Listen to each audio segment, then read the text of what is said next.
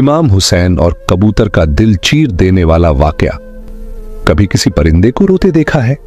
कभी एक कबूतर की चीख से आसमान कांपते देखा है? करबला की खाक पर एक कबूतर चीख रहा था, रो रहा था, और उसकी फरियाद मदीना तक पहुंची, क्योंकि वो हजरत इमाम हुसैन अलैहिस्सलाम का गम लेकर आया था। ये कहानी है एक सफेद कबूतर की, ऐसा वाकया कि सुनकर किसी की भी आंखों में आंसू आ जाएं। लोग कबूतर को वैसे भी बहुत मोहब्बत से पालते हैं, लेकिन आज जो बात आप सुनने जा रहे हैं उसके बाद आप कबूतर से बेइंतहा मोहब्बत करने लगेंगे। ये किस्सा है एक कबूतर और हजरत इमाम हुसैन अलैहिस्सलाम का। 61 हिजरी 10 मुहर्रम का वो दिन था जब करबला के तपते मैदान में हजरत इमाम हुसैन अलैहिस्सलाम का सर मुबारक उनके जिस्म से जुदा कर दिया गया। प्यारे नबी मोहम्मद सल्लल्लाहु अलैहि वसल्लम के नवासे को बेदर्दी से शहीद कर दिया गया और कैद कर लिया गया। उस गम में आसमान भी बरस बरस कर रो रहा था। उसी दिन एक सफेद कबूतर करबला के मैदान से गुजर रहा था। कबूतर ने देखा कि करबला की तपती जमीन पर रसूल के नवासे का पाक जिस्म पड़ा है। वो कबूतर चीखता हुआ आसमान से नीचे उतर आया और दूसरे परिंदों को पुकार कर कहने लगा कि कयामत आ गई। प्यारे नबी मोहम्मद सल्लल्लाहु अलैहि वसल्लम के नवासे को करबला में शहीद कर दिया गया। रसूल अल्लाह का पूरा घराना करबला के मैदान में बिखर गया। वो कबूतर उस मैदान में इधर उधर उड़ता रहा और इमाम हुसैन अलैहिस्सलाम के गम में रोता रहा। उसी कबूतर ने अपने पर इमाम हुसैन के खून से तर कर लिए और वापस उड़ गया। फिर वो कबूतर उड़ता हुआ मदीना शरीफ जा पहुंचा और प्यारे नबी मोहम्मद सल्लल्लाहु अलैहि वसल्लम के रोजे के इर्द गिर्द ऐसे तवाफ करने लगा जैसे कोई दीवाना हो। उसके पंखों से खून के कतरे टपक रहे थे। मदीने के लोगों ने जब इस कबूतर का हाल देखा तो सब हैरान और परेशान हो गए। फिर जब उन लोगों को खबर हुई कि करबला में हजरत इमाम हुसैन अलैहिस्सलाम शहीद कर दिए गए हैं, तो सबको समझ आया कि ये सफेद कबूतर नबी के रोजे पर क्यों आया था। वो कबूतर ये पैगाम देने आया था कि रसूल के नवासे को बेदर्दी से शहीद कर दिया गया है। बुजुर्गों ने इरशाद फरमाया कि दुनिया में जितने भी सफेद रंग के कबूतर हैं वो इसी कबूतर की नस्ल में से हैं। अल्लाह तबारक व ताला ने इन कबूतरों में इतनी शिफा और बरकत रख दी है। तारीख में लिखा है कि मदीने के एक गांव में श्याम नाम का एक यहूदी था। उसकी एक बेटी थी जो बहुत ही खूबसूरत थी। एक दिन अचानक उसे ऐसा मर्ज लग गया कि उसके हाथ पांव ने काम करना छोड़ दिया और आंखों की रोशनी भी चली गई। वो लड़की नबीना हो गई। वो लड़की जब नबीना हो गई तो उसे देखकर उसके रिश्तेदार और मोहल्ले के लोग उससे इतनी नफरत करने लगे कि कोई उसके पास भी न आता। लोग आपस में बातें करने लगे कि कहीं ये बीमारी हमें न लग जाए। मजबूर होकर वो यहूदी अपनी बेटी को लेकर उस शहर से दूर चला गया। एक बाग में जाकर उसने अपनी रहाइश बना ली। वो यहूदी सारा दिन शहर में मेहनत मजदूरी करता और फिर शाम को अपनी बेटी के पास वापस आ जाता। एक दिन ऐसा हुआ कि वो अपने काम में इतना मसरूफ हो गया कि वो शाम को भी अपनी बेटी के पास लौट न सका।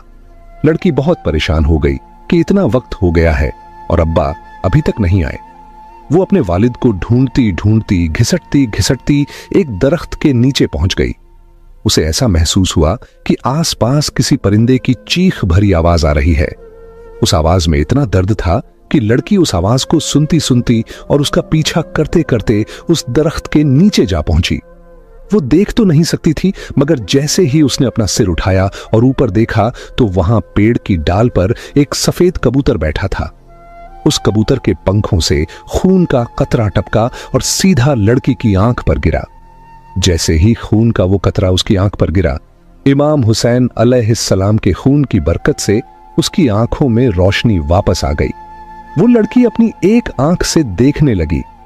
तभी एक और खून का कतरा उसकी दूसरी आंख में भी गिर पड़ा और उस खून की बरकत से वो दोनों आंखों से देखने लगी। लड़की खुशी से फूली नहीं समाई और हैरान भी रह गई। जब लड़की ने ऊपर देखा तो वो कबूतर खून से लथपथ था और उसके पंखों से खून के कतरे लड़की के जिस्म पर भी गिरने लगे। लड़की ने उन कतरों को अपने जिस्म पर मल लिया और उसका पूरा जिस्म भी ठीक हो गया। इमाम हुसैन अलैहिस्सलाम के खून की बरकत से लड़की को मुकम्मल शिफा मिल गई। उस खून में इतनी बरकत थी कि लड़की पहले से भी ज्यादा हसीन हो गई। वो खुशी खुशी उठी।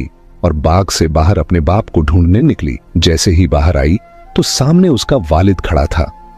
बाप ने उसे देखकर पूछा, बेटी तुम कौन हो? यहां तो मेरी वो बीमार बेटी रहती थी जिस जगह पर मैं उसे छोड़कर गया था, वो यहां नहीं है। क्या तुम्हें पता है कि मेरी बेटी कहां गई है?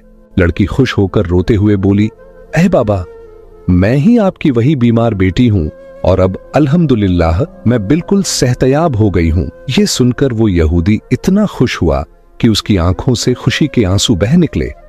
उसने खुशी से अपनी बेटी को गले लगाया और बोला, है बेटी, तुझे अपनी आंखों से देखना ये कैसे मुमकिन हो गया? उसकी बेटी ने उसको पूरा वाकया तफसील से सुनाया कि कैसे पेड़ के नीचे वो सफेद कबूतर बैठा था, कैसे उसके पंखों से खून के कतरे गिरे और कैसे इमाम हुसैन अलैहिस्सलाम के खून की बरकत से उसकी आंखों की रोशनी वापस आ गई और फिर उसके जिस्म को भी शफा मिल गई। लड़की अपने बाप को उसी दरख्त के नीचे लेकर गई जहां वो सफेद कबूतर अब भी बैठा था।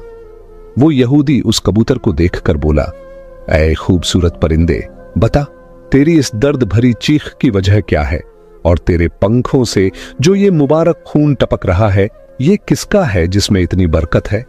कबूतर ने बड़ी नरमी और अदब से जवाब दिया, ये खून मोहम्मद सल्लल्लाहु अलैहि वसल्लम के नवासे हजरत इमाम हुसैन अलैहिस्सलाम का है, जिन्हें जालिमों ने करबला के तपते मैदान में शहीद कर दिया। ये उसी पाक खून की बरकत है जिससे तेरी बेटी को मुकम्मल शिफा मिली है।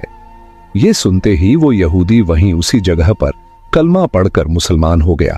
जब कोई भी उस यहूदी से पूछता कि तूने इस्लाम क्यों कबूल किया, तो वो हर किसी को पूरा वाकया तफसील से सुनाता कि कैसे उसकी बेटी बीमार हुई, कैसे लोगों ने उससे नफरत की, कैसे वो बाप बेटी बाग में आ बसे, कैसे सफेद कबूतर ने इमाम हुसैन के खून से उसकी बेटी को नई जिंदगी दी।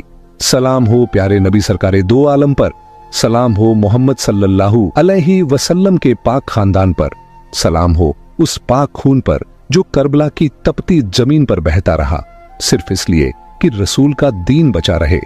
प्यारे नबी के खानदान ने अपनी जानें कुर्बान कर दी, अपने चाहने वालों को कुर्बान कर दिया और हमें ये इस्लाम इतनी आसानी से मिल गया बिना किसी कुर्बानी के। अफसोस हम कैसे लोग हैं कि फिर भी शुक्र अदा नहीं करते, नमाज नहीं पढ़ते। अल्लाह तबारक व ताला हम सबको नमाज पढ़ने की तौफीक अता फरमाए, नेक अमल करने की तौफीक अता फरमाए और जितनी जिंदगी अल्लाह पाक ने दी है वो उसी की बंदगी और शुक्रगुजारी में गुजर जाए। आमीन या रब्बुल आलमीन।